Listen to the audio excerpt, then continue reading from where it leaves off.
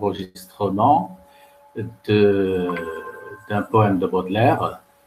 Et le poème est intitulé La beauté de Charles Baudelaire. Il est adressé aux étudiants du semestre 4.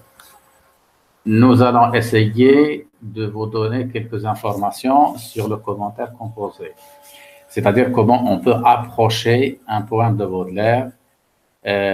Donc, la première des choses, c'est il faut bien sûr élaborer un plan de votre poème après avoir lu le poème. Et donc, dans ce plan, nous allons traiter 3 axes. On pourrait se contenter de 2 axes. Ça dépend du temps qui nous est imparti. Donc, dans ce poème, il y a le premier axe, l'allégorie de la beauté, et puis deuxième axe, un pouvoir de fascination, et le troisième axe, un idéal à atteindre. Donc, dans l'introduction, c'est-à-dire on est censé faire une petite introduction dans laquelle on va évoquer le contexte littéraire, puis le mouvement littéraire du poète. Donc, vous voyez avec moi la beauté, le poème La beauté de Charles Baudelaire, rédigé la date, c'est 1857, à l'époque du romantisme et de la révolution poétique ou de grands auteurs. Donc, il est extrait des Fleurs du Mal. Et donc, dans ce poème, la beauté est décrite. Donc, le thème principal, c'est la beauté, décrite comme vivante et s'exprime librement de manière allégorique. Elle apparaît comme fascinante et parfaite aux yeux des hommes, présentée comme mortelle. Pour Baudelaire, la beauté fascine les poètes. Donc, ça, c'est l'idée générale. Donc, on est censé lire le poème 1 fois, 2 fois, 3 fois, pourquoi pas. Le but, c'est essayer de comprendre le poème. Et là, on pourrait relever, par exemple, les champs lexicaux qui sont apparents. Donc, on pourrait, par exemple, relever le champ lexical de la beauté, de la personne du poète aussi, parce que dans ce poème, on parle de la présence du... Et puis, on pourrait également évoquer l'aspect formel du poème. Donc, ici, nous avons un sonnet, vous voyez, de 4 suivi de 2 tercets. Et puis, les rimes également. Donc, ce poème est un sonnet composé de 2 quatrains et de 2 tercets, dans lequel la ponctuation est liée au rythme, ce qui immobilise la beauté des manières les plus froides. Donc, on essaye de joindre le formel au sens. Donc, le poème compte de 4 de 2 syllabes, ce sont des alexandrins, et de 2 tercets, de 2 syllabes également. Et les rimes sont de type A, P, A, B, donc c'est-à-dire embrassé. Et dans les 4 et du type E, F, F, D, D, dans le premier et deuxième tercet. Si nous prenons la première strophe, donc dans ce poème, Baudelaire fait parler la beauté, c'est-à-dire l'allégorie de la beauté. Donc, la totalité du sonnet est placée sous le signe de la prosopopée. Ça veut dire quoi? C'est une figure de style consistant à donner la parole à un mort, à un absent, à un objet ou une idée. Donc, dans ce cas-là, nous avons l'idée de la beauté. Le lecteur comprend en associant le titre du poème à son contenu que le jeu du poème correspond ici à la beauté elle-même.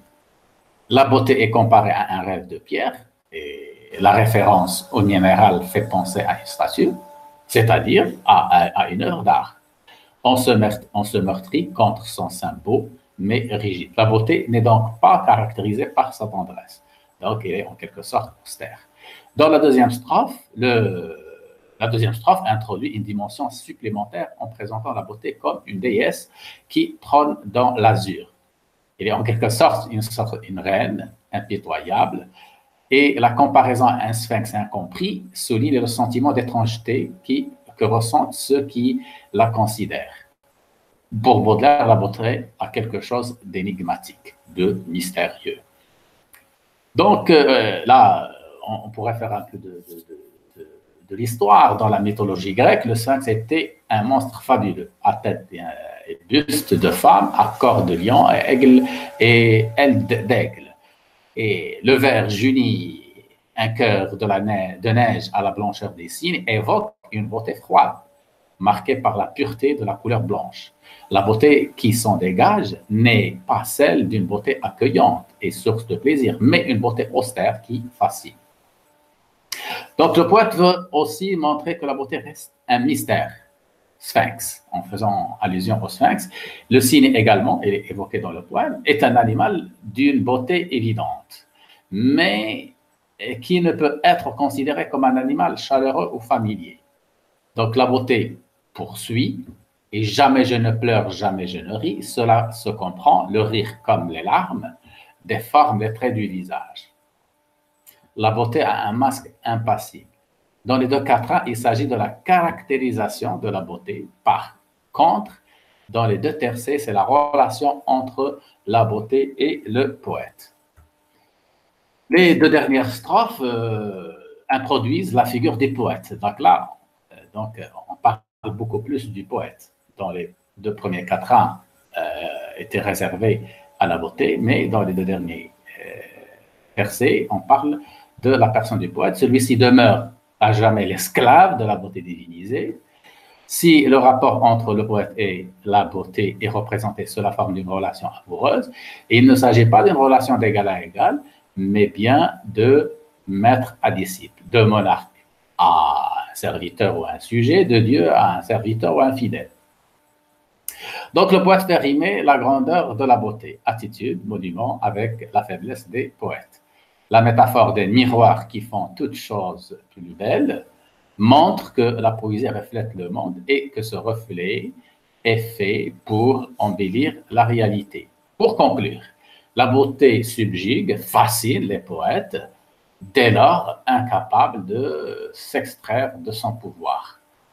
On notera l'effet d'attente instauré par la métaphore des miroirs, qui n'est explicité que dans un second temps par la mention des yeux, appuyée par la répétition « mes yeux, mes larges yeux », en cadence majeure. Donc, ces yeux ont donc un pouvoir hypnotique. Ils déforment la réalité en l'embellissant, en l'enjolivant. Merci de votre attention.